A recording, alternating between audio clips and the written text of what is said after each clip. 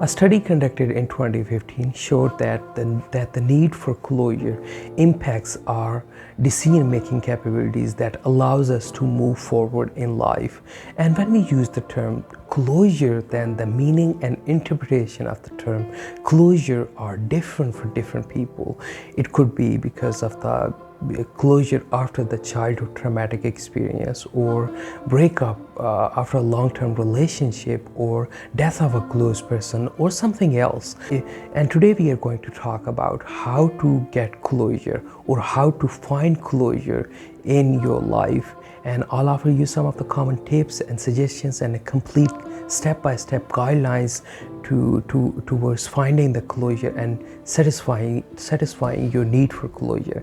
And now let's discuss how to find or how to get closure. And first of all is recognizing your emotions. And in order to recognize your emotions, you have to think it through. You have to precisely recognize your emotions, that why are you looking for the closure, why you want, and what type of experiences and what type of people are holding you back.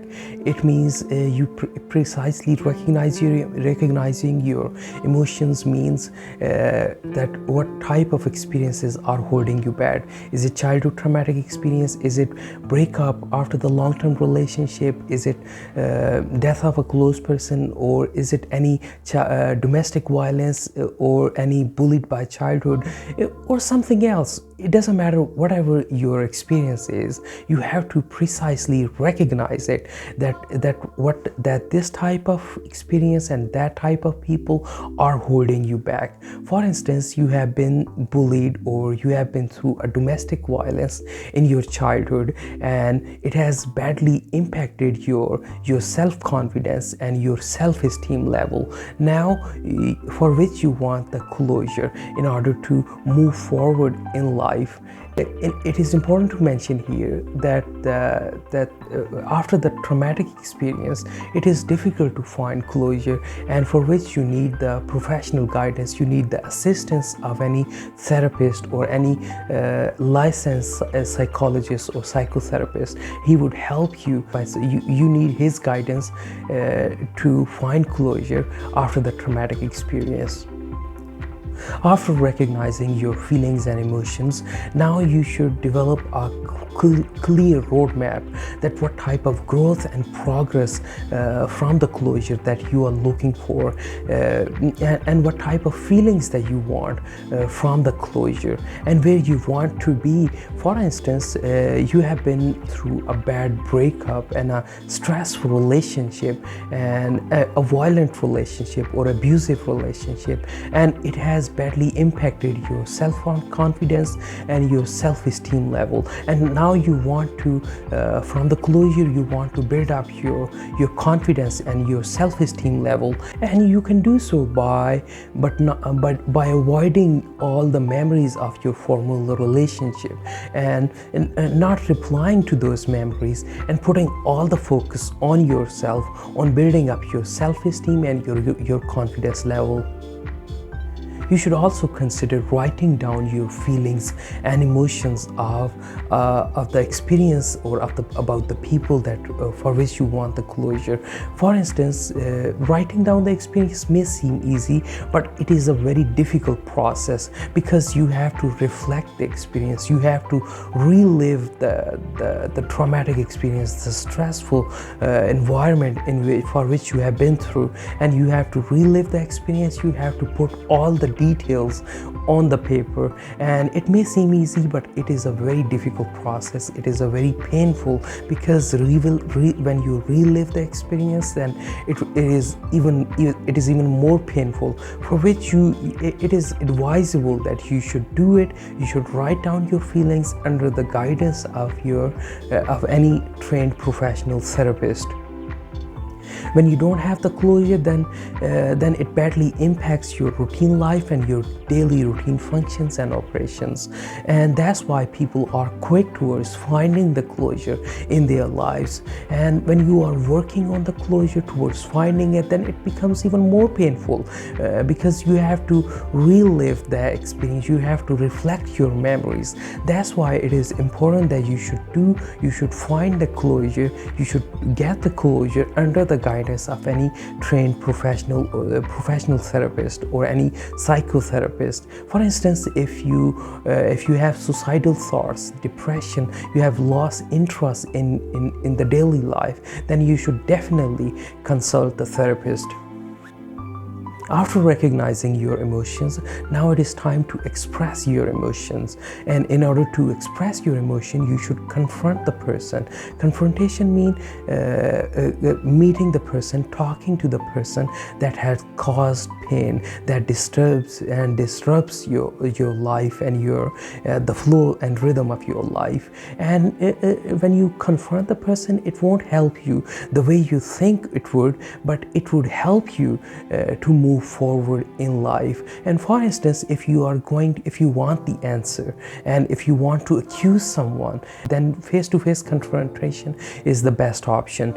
For instance, you have been bullied in your childhood and you want to confront your childhood bully and ask him how the whole childhood bullying has made you feel and how it has impacted your life. And when you are going to meet your childhood bully, then you should meet him. You should confront him under the presence of any of your trusted friends, because after confrontation you would feel so much vulnerable, because it would bring up a lot of memories and a lot of painful experiences. Therefore, you would feel weak after the confrontation, and you would be feeling vulnerable, and you would be feeling weak. And that's why you need the helping hand of any trusted friends. For instance, if face-to-face confrontation is difficult for you, then you should call, write a text message or an email. For instance, if the person that you want to confront has passed away, has died, then you should write a letter and meet the other survivors, and it would help you to find the closure. It would help you to express your feelings, and when you get to know the like-minded people. When you are meeting the childhood, confronting the childhood bully or any other person that has caused pain or brought pain into your life, and when you are confronting them, then you shouldn't expect any acknowledgement from them, because they won't accept that. It is highly probable that they would blame you, and they won't accept that. And you should keep in mind that you are doing it you are confronting them to get things out of your chest, and regardless of their reactions. Holding on to the resentment and angry and vengeful feelings, it won't bring you any peace of mind. What brings you peace of mind is forgiveness. And forgiveness doesn't mean that you are accepting the fact that what happened to you was right. Forgiveness, only means that you are forgiving them for the peace of your own mind. If you have hurt someone or inflicted pain on others, then the feelings of guilty conscience, they are not allowing you to move on into your life. Then you should apologize to the people that you have hurt. Apologizing is even more painful than forgiving. And when you are apologizing to them, don't just say sorry. You simply you should accept the details, acknowledge the details, and that whatever you did was wrong, and go in the details that how it has made you feel now as a bigger person, and acknowledge their feelings. And while apologizing to them, do not accept forgiveness in return. And if the person that you have inflicting pain is not replying you back, doesn't want to talk to you, then you should write a letter, you should send a text message, or write an email. And if they are not replying you back, then you should respect and accept their privacy. Regretfully apologize to them. If face-to-face apologizing isn't possible because the person either has passed away, moved to the other country, or you don't know about them, then you should write a letter, put all the details on the paper. And the reason you are doing it, you are writing it, is to get out your feelings, get out those feelings from your mind and from your chest. For instance, and you have been through a childhood traumatic experience, domestic violence, then you should write a letter, put all the details that how your parents have abused you and your siblings, and how it has made you feel. And the reason you are writing this letter is because you are not sending it to anyone. You are getting out from your chest and from your mind. After expressing your emotions, now it is time to move on into your life. And first of all, your focus should be on the goodness, on the positive thing. You should avoid all the negative thoughts and the negative memories. For instance, you should tell yourself that things happen in life for a reason. Either you have inflicted pain on others, or you have been bullied in your life, and you should tell yourself those things happen because they have made you a better person today. You have become kind, you have become more sensitive person. You are now a more grateful, a more sensitive, a more kind, and more loving person into your life. Is because of those experiences. You can be happy, you can be joyful and optimistic if you develop a habit of practicing gratitude into your life.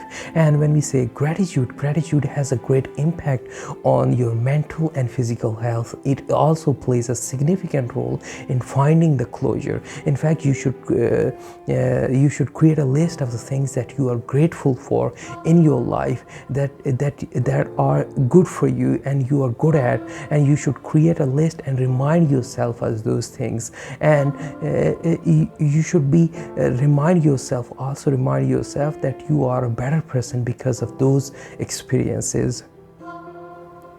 Forgiveness and apologizing doesn't mean reconciliation and rebuilding of the trust and relationship again.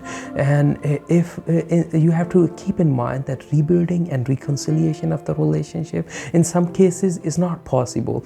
And if it is possible, reconciliation is possible, then you should do it.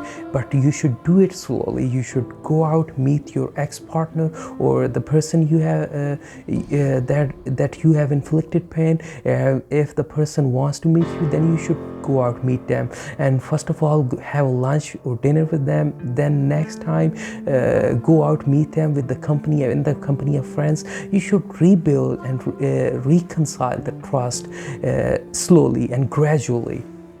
Whether the traumatic experience was short or long, you have the complete right to cut off all the ties from the abuser. You have the right. You can do so.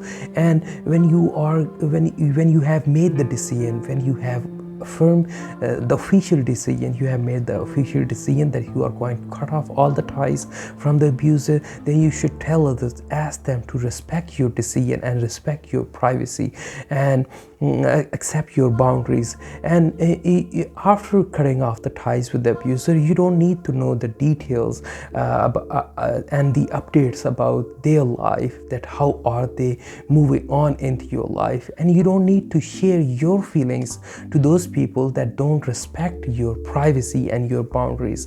And it is important also to mention here that in some cases cutting off ties is not possible. For instance, when you have family ties, that relationship, when you have siblings and parents, it is not possible in those cases. Otherwise, you have the right to cut off the ties. Finally, and most importantly, the most important thing that you should keep in mind that finding the closure, it is not easy. It is a very difficult, a very painful experience, and it requires a lot of patience. You have to do a lot of work. You have to confrontation, expressing and writing down your feelings and working on yourself in order to find the closure. It is a very painful, difficult process. You have to be patient. It is possible, but you have to be patient. If you are making the progress is a slow process, and if you are making the progress in your way towards finding the closure, then you should celebrate those the growth and progress. And it is also too important to mention here that that you should avoid drinking and smoking while finding the closure, because they offer you the temporary solution. The drinking and smoking, they numb your feelings temporarily, but they don't offer you the permanent and long-term solution. And that's how you can how to find closure, or how to get closure into your life after the traumatic experience, bad breakup, death of friends, or something else. And if you have any questions, just leave it in the comment box below.